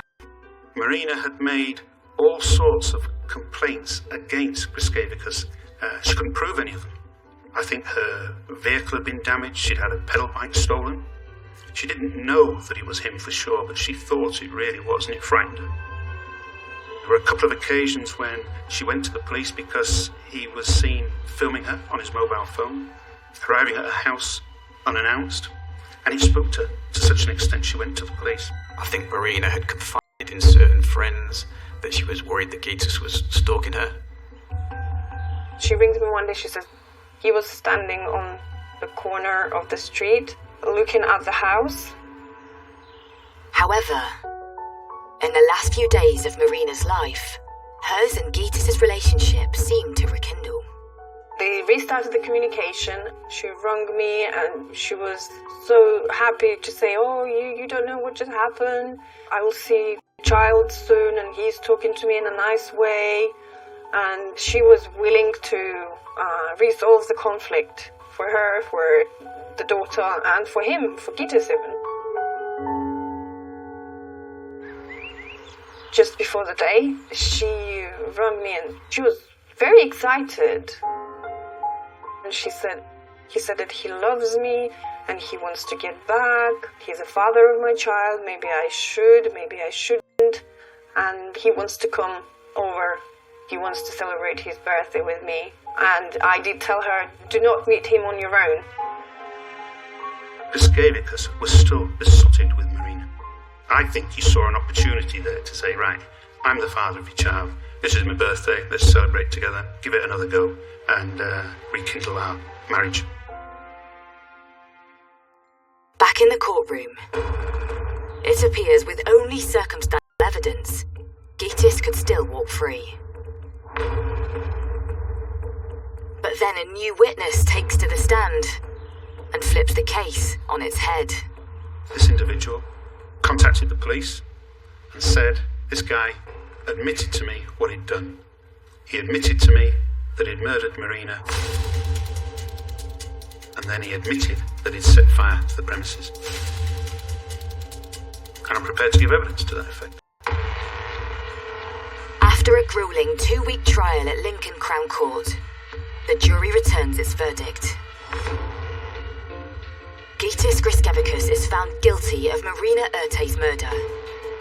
He is sentenced to life with a minimum of 23 years in prison. The guy came and gave his evidence, and obviously the jury took it on board, and ultimately, with that and with all the circumstantial evidence, unanimously convicted him of murder. He's got to spend 23 years in jail before he even becomes eligible for parole. That's a long time by anyone's book. But you know, he committed one of the most horrific crimes you can imagine. On a defenceless mother of his own child, my view is that he deserves every one of those 23 years. But why did Gitas decide to kill Marina? On that fateful night on the 20th of May 2016.